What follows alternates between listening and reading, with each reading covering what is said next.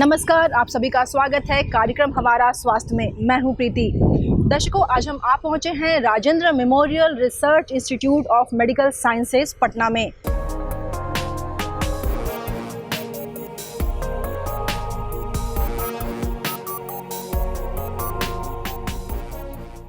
तो चलिए आज हम जानेंगे इस संस्थान के बारे में, क्या कुछ खास है इस संस्थान में, किन किन रोगों के ऊपर रिसर्च चल रही है और क्या व्यवस्था है। इस बारे में विशेष जानकारी के लिए आज हम मिलते हैं यहाँ के डायरेक्टर डॉक्टर कृष्णा पांडे से, जो बताएंगे इस संस्थान के बारे में। तो चलिए उनका स्वागत करते हैं। डॉक्टर साहब का बहुत बहुत स्वागत है जी। सबसे पहले मैं आपसे जानना चाहूँगी कि जैसा कि हम सभी जानते हैं ये एक आधुनिक रिसर्च सेंटर है, यहाँ के बारे में विस्तार रूप से जानकारी दीजिए सर। हमारा संस्थान 1981 में ICMR के द्वारा परमानेंट इंस्टीट्यूट का दर्जा हमें मिला और यह संस्थान राजेंद्र बाबू जो प्रथम राष्ट्रपति थे भारत के, उनके नाम पर है। तो उन्हें दमा की शिकायत थी, तो पहले इसमें दमा पर हम लोग रिसर्च करते थे। उसके बाद देखा गया कि हमारे यहाँ कालाजार का प्रकोप सबसे ज़्यादा होने लगा, तो कालाजार को ले लिया गया और हम लोग निरंतर कालाजार पर ही काम कर रहे हैं उस समय से। कालाजार as per the government of India हम लोग को एलिमिनेट करना है बाय 2023।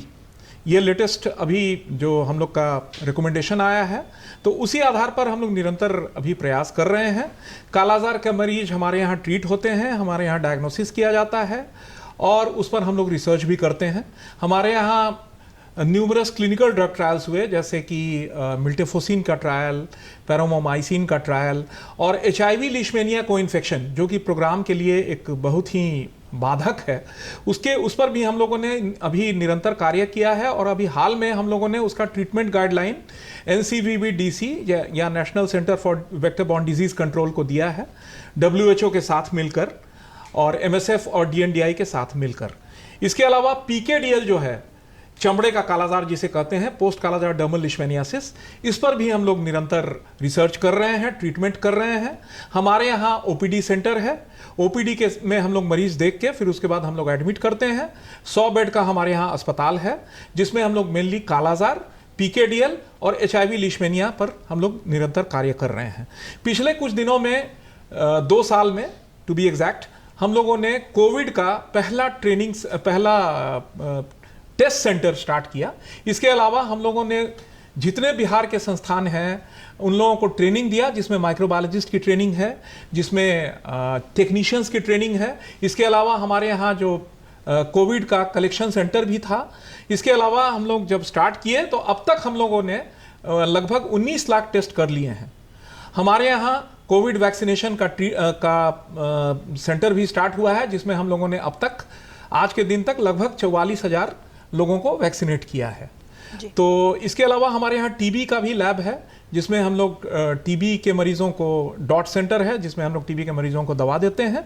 इसके अलावा उनका CB NAT टेस्टिंग और जो स्प्यूटम फॉर AFB, खखार में जो AFB जो जांच होती है, वो भी हम लोग करते हैं। इसके अलावा जो हमारे यहाँ सेंटर है वो है HIV का ART सेंटर है, और ART सेंटर हमारे यहाँ काफ़ी पहले स्टार्ट हुआ था, 2009 में इसकी शुरुआत हुई थी। और आज के दिन में हमारे यहाँ सेकेंड लाइन ट्रीटमेंट सेंटर है, जो कि बिहार का एकमात्र सेंटर है। इसके अलावा हमारे यहाँ एक डॉट सेंटर है। डॉट सेंटर के अलावा OST सेंटर है, ओपियोइड सब्स्टिट्यूशन थेरेपी, जो कि इंट्रावीनस ड्रग यूजर्स के लिए हम लोग दवा देते हैं, बुप्रेनॉर्फिन। तो इतने हमारे पास सुविधाएं हैं। हम लोग भर्ती भी करते हैं मरीज को, मेनली HIV कालाजार और PKDL के मरीज। इसके अलावा हम लोग इस पर रिसर्च करते हैं। डॉक्टर साहब, आपने अभी कालाजार का जिक्र किया है, जो कि एक बेहद खतरनाक बीमारी है। अभी भी क्या ये बना हुआ है? क्या कुछ प्रक्रिया है इससे निपटने का? कालाजार एक भयानक बीमारी थी। 1977 और 1991 2 पीक आए थे कालाजार के, उस समय लाखों में मरीज थे। अभी की स्थिति इतनी अच्छी है कि अभी एज ऑफ नाउ इन जून हमारे पास करीब 1357 मरीज हैं, और ये 4 स्टेट्स में बटे हुए हैं, बिहार, झारखंड, उत्तर प्रदेश के कुछ जिले और वेस्ट बंगाल के जिले। तो अभी केसेस में काफ़ी गिरावट आई है। हाँ, पीकेडीएल केसेस जो चमड़े के कालाजार हैं वो थोड़ा सा बढ़ा है, 770 केसेस हैं उसके अभी एज ऑफ नाउ, और इसको हम लोगों को कंप्लीटली एलिमिनेट करना है बाय 2023। तो इससे बचने के दो उपाय हैं, बचने और इसका जो इलाज है उसके लिए दो उपाय हैं। पहला चीज़ तो है कि हम लोग पेशेंट को खोज के उसका इलाज करें। अब इलाज काफ़ी सुगम है, एक बहुत ही महंगी दवा जो कि WHO ने उपलब्ध कराया है भारत सरकार को, और भारत सरकार से फिर हम लोगों को मिलता है, तो वो उसका नाम है लाइपोसोमल एम्फोटेरिसिन बी और एम्बिजोम। तो इसका 1 दिन का इलाज है मात्र। इसमें 10 मिलीग्राम पर केजी, जैसे 50 किलो का अगर व्यक्ति है तो उसे 500 मिलीग्राम या 10 वायल दिया जाएगा 5% डेक्सट्रोज में मिला के, और 1 दिन के बाद मरीज धीरे धीरे करके ठीक हो जाता है और 7 दिन के अंदर में लगभग काफ़ी हद तक ठीक हो जाता है। ये एक क्रॉनिक बीमारी है, तो इसमें इलाज में थोड़ी सी शुरू में काफ़ी दिक्कत आती थी। अब हम लोग सिंगल डोज एम्बिजोम दे के इसके पूर्णतया मरीज ठीक हो जाता है। पीकेडीएल के लिए भी काफ़ी लंबी इलाज पहले थी, अब भी है, उसको हम लोग छोटा करने की कोशिश कर रहे हैं। उस पर हम लोगों के यहाँ भी रिसर्च हुआ है DNDi के साथ मिलके, और हम लोगों ने उसे मात्र 2.5 हफ्ते में ठीक करने के लिए पीकेडीएल का और चमड़े का कालाजार जो जिसे कहते हैं उसका इलाज हम लोगों ने अभी प्रोग्राम को NCVBDC को दिया है। अब उस पर निश्चित रूप से वो भी प्रोग्राम में आ जाएगा और काफ़ी शॉर्ट हो जाएगा पीकेडीएल का ट्रीटमेंट। लाइकवाइज HIV लिशमेनिया को इन्फेक्शन, वो भी प्रोग्राम के लिए एक खतरनाक चीज़ है, तो उसके लिए भी हम लोगों ने शॉर्ट कोर्स कॉम्बिनेशन थेरेपी 14 दिनों में मरीज ठीक करने का एक हम लोगों के यहाँ क्लिनिकल ट्रायल हुआ, और क्लिनिकल ट्रायल के आधार पर हम लोगों ने उसे प्रोग्राम को दिया है NCVBDC को, और वो जो है अब इसको लागू करने जा रही है।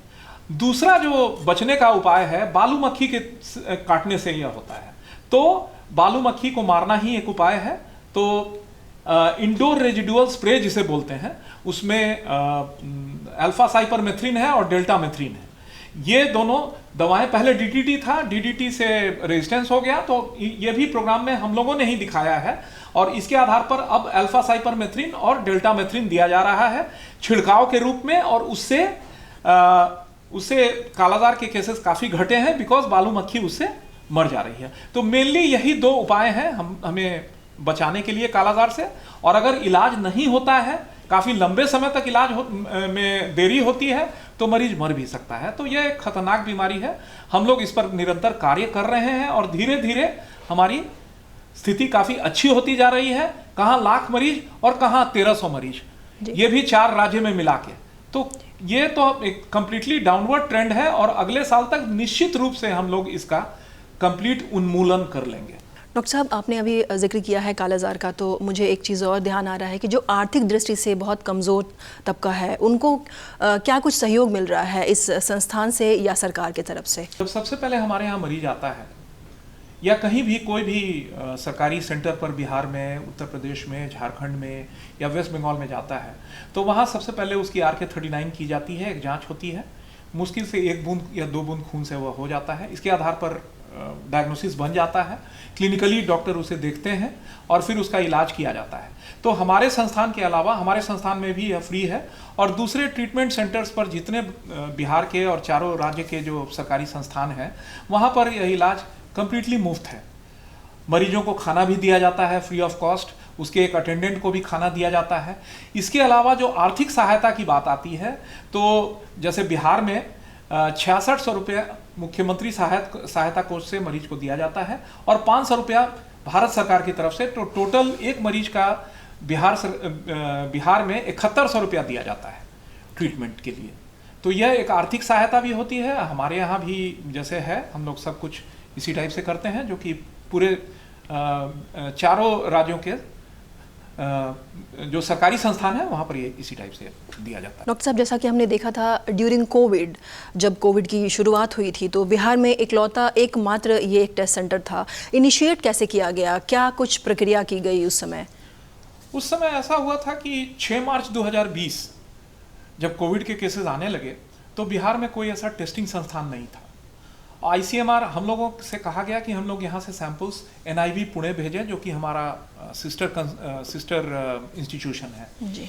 लेकिन जब NIV पुणे ने हमें पूरा चार्ज दे दिया कि नहीं, आप सक्षम हैं, आप कर सकते हैं, तो हमारे यहाँ यह टेस्टिंग चालू हो गया 6 मार्च 2020 से। और तब से लेकर अब तक हम लोगों ने लगभग 19 लाख से भी ज़्यादा RT-PCR टेस्ट कर चुके हैं। भारत सरकार और बिहार सरकार ने हमें काफ़ी मदद की है इसमें। हम लोग इसके अलावा एक क्वालिटी कंट्रोल सेंटर और क्वालिटी एश्योरेंस सेंटर भी हैं कोविड-19 के लिए, जो कि हमें ICMR ने दिया है, और इसके आधार पर हम लोग दूसरे लैब का वैलिडेशन भी कर रहे हैं, जो भी सरकारी लैब है या फिर प्राइवेट लैब है उसका वैलिडेशन हमारे यहाँ से नहीं हो रहा था, बिहार के लिए। तो यह एक था। इसके अलावा हमारे यहाँ जो कोविड डायग्नोस्टिक सेंटर के साथ साथ एक हम लोग वैक्सीनेशन भी स्टार्ट किया है हम लोगों ने, और वैक्सीनेशन में भी हम लोगों ने 44,000 वैक्सीनेशन अब तक कर लिया है। तो कोविड के समय में काफ़ी दिक्कत हो रही थी, स्पेशली 2020 में जो पहला फेज आया था और 2021 में जो सेकेंड फेज आया था, ये दोनों में हम लोग काफ़ी टेस्ट कर रहे थे। लगभग 3500 के करीब हम लोग डेली RT-PCR टेस्टिंग कर रहे थे, और अभी तो यह काफ़ी घट गया है, इसलिए कि अब बिहार में जगह जगह RT-PCR टेस्टिंग लैब्स बन गए हैं। IGIMS है, एम्स है, जितने सरकारी संस्थान हैं, जितने मेडिकल कॉलेजेस हैं, सब जगह ये स्टार्ट हो गया है। तो अब धीरे धीरे हम लोग के पास अभी जो स्ट्रेंथ आ रहा है वो लगभग 1500 टेस्ट पर डे हम लोग कर रहे हैं। भारत सरकार ने हमें एक कोवास मशीन दिया था 6800, जो कि 24 घंटे में लगभग 1200 टेस्ट ऑटोमेटिक है, फुल्ली ऑटोमेटिक। तो वो एक मशीन है जो भारत सरकार ने दिया, और बिहार सरकार का काफ़ी सहयोग रहा। बिहार सरकार ने हमें एक मैग्ना प्योर करके ऑटोमेटिक RNA एक्सट्रैक्टर दिया। इसके अलावा हम लोग को लैब सपोर्ट और जो हमारे डेटा एंट्री ऑपरेटर्स हैं, ये बिहार सरकार ने भी हमें दिया है। इसके अलावा ICMR से भी हमें मिले हैं, तब जाके यह काम हो सका है। शुरुआत के दिनों में हम लोग 8-8 घंटा का शिफ्ट लगा के काम कर रहे थे इस पर। तो कोविड का पीरियड बहुत ही खराब रहा है, बहुत ही चुनौतीपूर्ण रहा है। तो इसके लिए हम लोग निरंतर अभी भी प्रयास कर रहे हैं। भगवान करे यह जल्दी से जल्दी कम हो जाए, और फिर कुछ दूसरा कोई, जैसे मंकी पॉक्स के बारे में अभी बहुत चर्चा आ रही है, उसका भी टेस्टिंग हम लोगों को दिया गया है।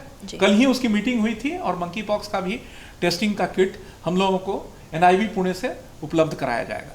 डॉक्टर साहब, अभी आपने मंकी पॉक्स का जिक्र किया है, किस तरह की बीमारी है ये और कितना खतरनाक है, इसके बारे में बताइए। मंकी पॉक्स के बारे में अभी आपने पूछा। मंकी पॉक्स एक DNA वायरस से होता है, और जो कि स्मॉल पॉक्स से काफ़ी सिमिलर है, और इसका इंक्यूबेशन पीरियड लगभग 2 सप्ताह है, 7 से 17 दिन के करीब है। जैसे आदमी को किसी को इन्फेक्शन हुआ, उसके बाद उसके शरीर में रैशेज हो सकते हैं, बुखार हो सकता है, सर में दर्द हो सकता है, सर्दी खांसी हो सकती है, और अगर ज़्यादा कॉम्प्लिकेशन होता है, लेकिन ये बहुत रेयर है, less than 1% of the cases में आई में कॉम्प्लिकेशंस होता है, आंख में कॉम्प्लिकेशंस होता है। जैसे कि स्मॉल पॉक्स में ब्लाइंडनेस हो जाता था, तो इसमें भी आई में रेडनेस होता है, ड्राइनेस होता है, कभी कभी टीयरिंग भी हो सकता है बहुत ज़्यादा। उसके अलावा विजुअल लॉस अगर हो जाता है, अगर ऐसी स्थिति आती है तो आंख वाले डॉक्टर के पास इमीडिएटली पेशेंट को जाना चाहिए। इसके अलावा निमोनिया की संभावना इसमें रहती है, जैसे कि कोई भी स्मॉल पॉक्स, मीजल्स आदि में जैसे निमोनिया की संभावना रहती है, तो निमोनिया में हम लोग को एंटीबायोटिक देना पड़ सकता है। और रेयर केसेस में, less than 1% of the cases में इंकेफेलाइटिस, जो कि ब्रेन की सूजन होती है, जिसमें मिर्गी का झटका आ सकता है, पेशेंट बेहोश हो सकता है, तो ये काफ़ी रेयर है, less than 1% of the cases है। लेकिन हाँ, जैसे कि कोविड में हमें सावधान होने की ज़रूरत थी, मास्क लगाने की, फ्रीक्वेंट हैंड वॉशिंग की, ये 2 इंपॉर्टेंट तरीके हैं जिससे हम मंकी पॉक्स से भी बच सकते हैं। डॉक्टर साहब, टीवी भी बहुत ख़तरनाक बीमारी पहले तो मानी जाती थी कि बहुत ज़्यादा खतरनाक है, अब बहुत हद तक स्थिर हो चुकी है, इसका भी यहाँ इलाज होता है, इसके बारे में बताइए कुछ। ICMR के सभी संस्थानों में पिछले 2 सालों में नेशनल ट्यूबरकुलोसिस प्रीवेलेंस सर्वे किया गया। उसमें हमारा संस्थान भी था, 2 बसेस मिले थे। बसेस में एक्सरे किया जाता था, डिजिटल एक्सरे, और MTR XDR के लिए टेस्टिंग जो होता है CB NAT होता है, और जीन एक्सपर्ट जिसे बोलते हैं, और स्प्यूटम फॉर AB ये किया जाता है। इससे डायग्नोसिस बनता है हमारा TB का, तो वो भी हमारे संस्थान में होता है। इसके अलावा हमारे यहाँ डॉट सेंटर है, जहाँ हम लोग TB के मरीजों को फर्स्ट लाइन की दवा देते हैं, सेकेंड लाइन की दवा TBDC में दी जाती है। डॉक्टर साहब, अभी क्योंकि ये एक रिसर्च सेंटर है, तो यहाँ किस तरीके की अभी रिसर्च चल रही है, इसके बारे में बताइए। हमारे यहाँ क्लिनिकल ड्रग ट्रायल्स सबसे इम्पॉर्टेंट हैं। तो क्लिनिकल ड्रग ट्रायल्स कालाजार PKDL और HIV लीशमैनिया पर काफ़ी दिनों से चल रहा है। जैसे मिल्टेफोसिन एक कैप्सूल थी, एक गोली थी, खाने वाली गोली, उसका ट्रायल फेज़ 2, फेज़ 3 और फेज़ 4 ट्रायल्स हमारे यहाँ हुए। इसके अलावा पैरोमोमाइसिन है। पैरोमोमाइसिन एक इंजेक्शन था जो कि प्रोग्राम में दिया जाने लगा था। उसके अलावा एम्बिजोम और लाइपोसोमल एम्फोटेरिसिन भी, जो कि काफ़ी महंगी दवा है और विश्व स्वास्थ्य संगठन यानी WHO से हम भारत सरकार के द्वारा हम लोगों को मिलता है। तो वो एक वायल का जो कॉस्ट है लगभग 10,000 INR आता है। तो वो काफ़ी महंगी दवा है, लेकिन एक दिन का ही खुराक में मरीज को हम लोग ठीक कर देते हैं। तो ये इसका भी ट्रायल मेरे यहाँ हुआ। इस सब के अलावा हमारे यहाँ कोविशील्ड वैक्सीन, जो कि भारतवर्ष में उसकी मान्यता मिली और उसके आधार पर सब लोगों को वैक्सीन दिया जाने लगा। कोविशील्ड वैक्सीन का फेज़ 2 और फेज़ 3 ट्रायल हमारे संस्थान में भी हुआ था, जो कि 10 और संस्थानों में भारतवर्ष में एक साथ हुआ था। अभी हम लोग डेंगू वैक्सीन का ट्रायल करने जा रहे हैं, जो कि 20 सेंटर पर एक साथ शुभारंभ होगा उसका, और हमारा सेंटर भी एक है। तो जितने क्लिनिकल ड्रग ट्रायल्स हैं कालाजार से रिलेटेड, उसके अलावा कोविशील्ड वैक्सीन ट्रायल है और अब डेंगू ट्रायल, तो इसमें ये सब ट्रायल हमारे यहाँ अभी भी चल रहे हैं और निरंतर आगे हम लोग कुछ और क्लिनिकल ड्रग ट्रायल्स में लेंगे। हमारा लैब जो है लेबोरेटरी, वो NABL national accreditation board for laboratories जिसे बोला जाता है, दिल्ली द्वारा मान्यता प्राप्त है। तो ये सब कुछ उपलब्धियां हैं जो कि हम लोगों ने अभी अर्जित की हैं। इसके अलावा हमारा संस्थान जो है एक रिसर्च इंस्टीट्यूट के रूप में है। तो हमारा कलकत्ता यूनिवर्सिटी से एफिलिएशन है और हमारे यहाँ बच्चे और बच्चियाँ PhD कोर्सेज कर रहे हैं।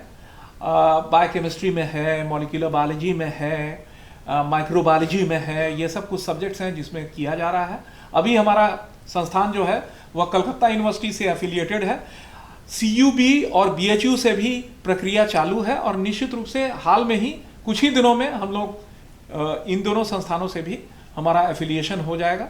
तो ये हो रहा है। इसके अलावा हम लोग के यहाँ NIPER, national institute of pharmaceutical education and research, Hajipur जो है, उसके बच्चे बच्चियाँ हमारे यहाँ M.Pharm का कोर्सेज करने आते हैं, क्लिनिकल कोर्सेज। मेरे अंडर में, डॉक्टर दास के अंडर में, डॉक्टर लाल के अंडर में और डॉक्टर वहावली हैं, इन लोगों के अंडर में PhD कोर्सेज चल रहे हैं। डॉक्टर शुभंकर हैं, डॉक्टर आशीष हैं, डॉक्टर अभिक हैं। तो इन लोगों के अंडर में PhD कोर्सेज चल रहे हैं। नाइपर के भी बच्चे बच्चियां M.Pharm के लिए डिजर्टेशन के लिए यहाँ आते हैं और मेरे अंडर में नाइपर के 3 बच्चे PhD कर चुके। यहाँ के भी 2 बच्चे अभी PhD कर रहे हैं, एक ऑलरेडी कंप्लीटेड है और एक और अभी है। तो PhD कोर्सेज के लिए भी ICMR जल्द ही एक एकेडमी बनने जा रही है। तो उसके आधार पर हम लोग खुद अपना डिग्री दे सकेंगे, ऐसी ये। इसके अलावा अभी हम लोगों को NPHE कोर्स दिया गया है, national public health entomology course दिया गया है 4 संस्थानों को। यह 2 साल का कोर्स है। हमारे देश में एंटोमोलॉजिस्ट की बहुत कमी है। तो जो वेक्टर बॉर्न डिजीजेज हैं, जैसे मलेरिया है, जैसे कालाजार है, जैसे फैलेरिया है, जैसे डेंगू है, जैसे चिकनगुनिया है, जैसे जापानीज बी इंकेफेलाइटिस है, इन सब बीमारियों के लिए जो वाहक और वेक्टर जो रहते हैं, जैसे मस्कीटो है, जैसे सैंडफ्लाई है, अलग अलग किस्म के जो मॉस्किटोज हैं, जैसे Aedes mosquito dengue chikungunya cause करता है। जीका वायरस भी आपका एडीज मॉस्किटो ट्रांसमिट करता है। येलो फीवर जो कि भारतवर्ष में नहीं है, वो भी एडीज मॉस्किटो ट्रांसफर करता है। तो ये इन लोगों के लिए जो है, इन मच्छरों के लिए और इन जो मक्खियाँ हैं जैसे सैंडफ्लाई है, इन लोगों के लिए हमें एंटोमोलॉजिस्ट की अत्यंत नितांत जरूरी है। तो वैसे में ICMR ने 4 ICMR संस्थानों को NPHE कोर्स दिया है, जो कि 2 साल का कोर्स है। इसका इम्तहान जो होना है वो इसी रविवार को होना है और कोर्सेज जो है सितंबर के फर्स्ट वीक से स्टार्ट हो जाएंगे।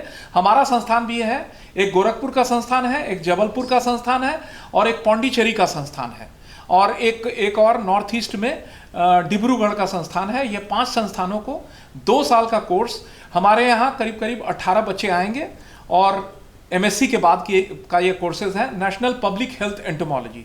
तो हम लोगों को 18 के करीब बच्चे हम लोगों को मिलेंगे इस इम्तहान के बाद। तो ये भी हमारा एकेडमिक एक अचीवमेंट होगा। डॉक्टर साहब, अभी नेशनल प्रोग्राम चल रहा है हेपेटाइटिस बी और हेपेटाइटिस सी के ऊपर, इसके बारे में हमारे दर्शकों को विस्तार रूप से बताइए। हेपेटाइटिस बी और सी दो खतरनाक बीमारियां हैं जिससे लिवर डैमेज होता है, क्रॉनिक लिवर डिजीज और लिवर कैंसर भी हो सकता है। तो हमारे माननीय प्रधानमंत्री ने 2030 तक का जो लक्ष्य है वो हेपेटाइटिस बी और सी को एलिमिनेट करने के लिए दिया गया है।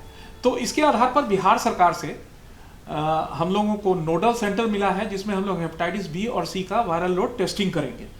यद्यपि यह सर्विसेज IGIMS और एम्स में भी हैं, लेकिन नोडल सेंटर हमारे यहाँ बनाया गया है।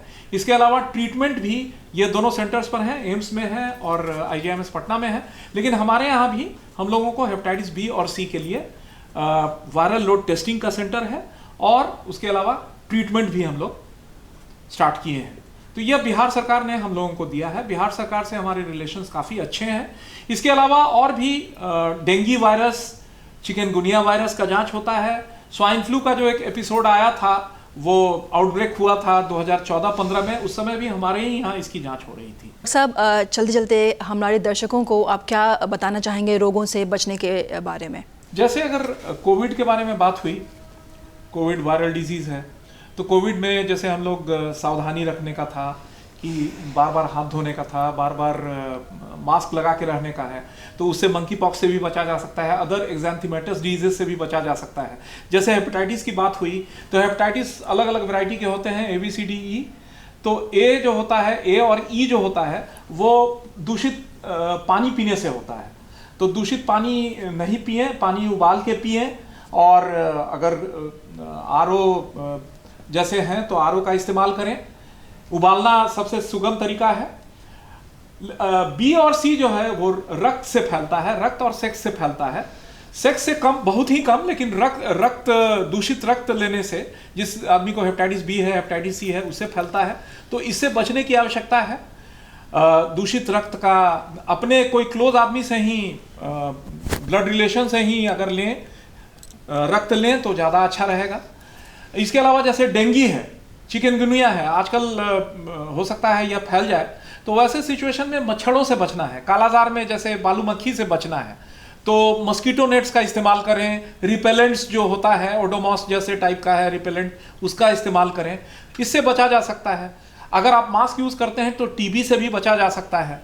जैसे कि मास्क का यूज़ जिस समय चल रहा था कोविड के समय, उस समय टीबी के केसेस भी घट गए थे। तो इन्हीं कुछ सावधानियां अगर बरती जाएं तो बहुत से रोगों से निजात पाया जा सकता है। हाँ, अगर बीमारी हो जाए तब तो चिकित्सक के पास जाके उसका इलाज करना ही एकमात्र उपाय है। जिन रोगों के वैक्सीन हैं उनके वैक्सीन अवश्य ले लेना है। डॉक्टर साहब, आपने हमारे दर्शकों को वायरल डिजीज़ के बारे में और इस रिसर्च सेंटर के बारे में इतनी अच्छी जानकारी दी है, इसके लिए सर आपका बहुत बहुत धन्यवाद। धन्यवाद। तो दर्शकों, उम्मीद है आज का ये कार्यक्रम आपको बेहद पसंद आया होगा। वायरल डिजीज़ कितना ख़तरनाक है, उससे किस तरीके से बचाव की जा सकती है, इसके बारे में तमाम जानकारियाँ दे रहे थे। जहां हम पहुंचे हैं आज Rajendra memorial research institute of medical science में। तो उम्मीद है आज का ये अंक आपको बेहद पसंद आया होगा। इसी के साथ अगले अंक के लिए हमें दीजिए इजाज़त। तब तक के लिए नमस्कार।